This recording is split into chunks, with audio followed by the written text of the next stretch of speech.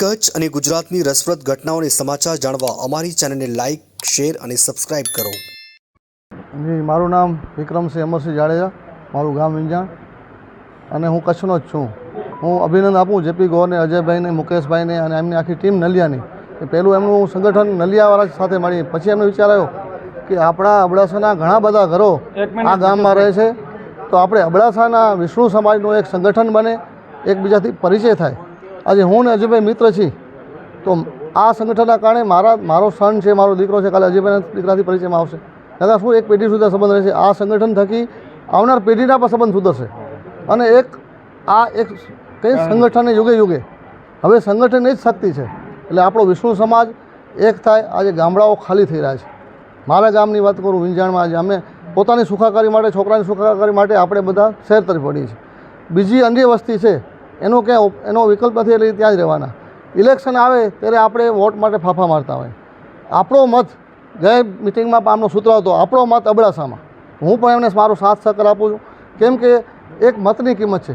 અબડાસાનો આપણો એક મત હશે તો સરપંચની ચૂંટણીમાં કામ આવશે, વિધાનસભામાં કામ આવશે, શાસનમાં કામ આવશે.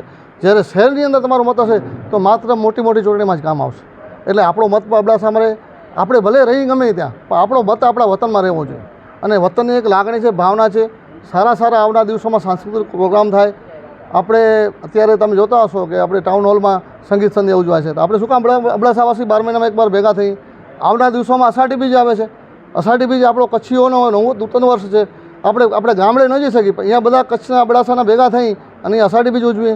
એટલે એક બહુ સારો વિચાર છે. આવનાર દિવસોમાં અનેકવિધ આમાં આપણે સારા કાર્ય કરી શકીએ. શૈક્ષણિક હોય, મેડિકલ હોય, કોઈ બાંધો પડ્યો હોય તો આ એક ગ્રુપ છે અબડાસા નું, આપણું વિષ્ણુ સમાજનું. તો એની તમે ખબર કાઢવા જાઓ, એને પણ હિંમત મળે, એને આશરો મળે. અને શિક્ષણ બાબત હોય, રમતગમત ક્ષેત્ર હોય, એના અનેકવિધ આપણે સારા કાર્યો આ સાથે કરી શકું. તો આ જેને વિચાર આવ્યો છે એમને ખૂબ અભિનંદન આપું છું, એમને વંદન કરું છું. આભાર. હું મુકેશ ભટ્ટ, મારું મૂળ વતન નલિયા છે, અબડાસા તાલુકાનું મુખ્ય મથક, અને છેલ્લા 25 વર્ષથી ભુજમાં રહું છું. અને સર્વ સેવા સંઘના મંત્રી તરીકે છેલ્લા 30 વર્ષથી કામ કરું છું.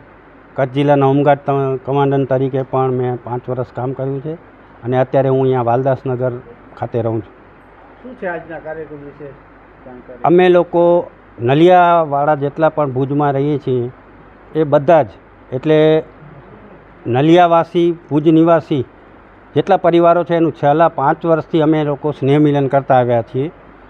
અને આ વખતે અમે લોકો એવું વિચાર્યું કે અબડાસા તાલુકાના જેટલા પરિવારો ભુજ ખાતે રહે છે અને સનાતન સમાજના આવા જે પરિવારો છે ભુજ ખાતે રહેતા હોય અને કોઈ પણ કારણોસર એમને અહીંયા પોતાના વતન એટલે કે ગામથી અબડાસા તાલુકાથી અહીંયા ભુજ શિફ્ટ થવું પડ્યું હોય, આવા પરિવારોનું પણ એક સ્નેહ મિલન અમે તાજેતરમાં એટલે અષાઢી બીજની પૂર્વ સંધ્યાએ 15/7ના અમે લોકો આયોજન કરવાનું વિચારીએ છીએ. અને એના સંદર્ભમાં આ અબડાસાવાળા જેટલા પણ પરિવારો છે એમના આયોજનના સંદર્ભે અમે બધાને અહીંયા બોલાવ્યા છે. અને આયોજન કરવા માટેની એક મિટિંગનું આજે અમે અહીંયા આયોજન કર્યું. અહીંયા અંદાજે કમસે કમ 700 થી 800 પરિવારો હોઈ શકે, કારણ કે અમારા નલિયાના 200 થી 150 પરિવારો નલિયાના છે. તો આખા તાલુકાના અંદાજે 700-800 હશે, પરંતુ એનો સર્વે કરવા માટે જ અમે લોકોએ આજે આ બેઠકનું આયોજન કર્યું છે. અને આજની આ બેઠકમાં જે પરિવારો, જે મિત્રો આવશે એની પાસેથી દરેક ગામ વાઇઝ એનું સંકલન કરવાનું અમારું આયોજન છે. જયપ્રકાશ ગોર, હું નિવૃત્ત તાલુકા વિકાસ અધિકારી છું.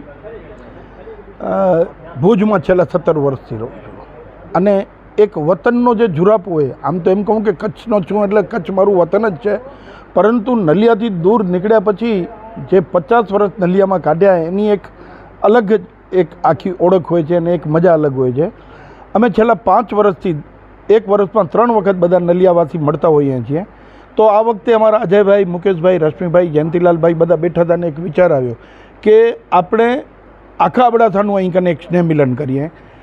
તો જે એક વાત આવી એમાં માનનીય સાંસદ શ્રી, અમારા અબડાસાના બીજેપીના પ્રમુખ શ્રી જયદીપસિંહ અને મહાવીરસિંહ પણ એમાં સુર પુરાવ્યો કે આ તો તમે બહુ સારું કામ કરો છો. અને અબડાસાના લોકો જે ભુજમાં રહે છે એ અલબેલા અબડાસાના લોકો એવી તત્પરતા બતાવી કે થોડાક જ સમયમાં અમે લગભગ 450 જણાનું ગ્રુપ વોટ્સએપનું સ્વયંભૂ થઈ ગયું છે. અને લાગે છે કે 800 થી 1000 પરિવાર ભુજમાં વસે છે. એટલે અંદાજિત 5,000ની વસ્તી અબડાસાની અહીં કને આવી છે. તો બધા એક સાથે રહી અને એનો આનંદ લઈએ, સ્નેહ મિલન કરીએ, ભેગા રહીએ, કે જે ઘણા સમયથી ભુજ એક મોટું શહેર છે, નથી મળી શકતા.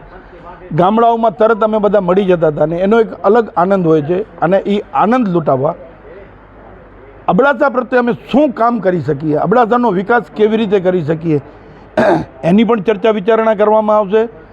અબડાસાના લોકોને મેડિકલની કાંઈ જરૂર પડતી હોય, શૈક્ષણિક રીતે કાંઈ જરૂર પડતી હોય તો ભુજમાં બેઠેલા બધા આગેવાનો, દરેક જ્ઞાતિના આગેવાનો ખૂબ ઊંચા હોદ્દા ઉપર બેઠેલા છે, ખૂબ રાજકીય પણ માન સન્માન જાળવતા હોય છે, ઉચ્ચ અધિકારીઓ પણ છે, સારી કક્ષાના વેપારીઓ પણ છે. આ બધાનો લાભ લઈ અને જરૂરત, ક્યારે લોહીની જરૂરત પડે, ક્યારે મેડિકલની બીજી કોઈ જરૂરત પડે તો એના માટે એક આખું સંગઠન ઊભું કરવાની વાત છે. અને અલબેલા અબડાસાને ફરીથી એકજૂટ થવાનો આ એક મોકો છે.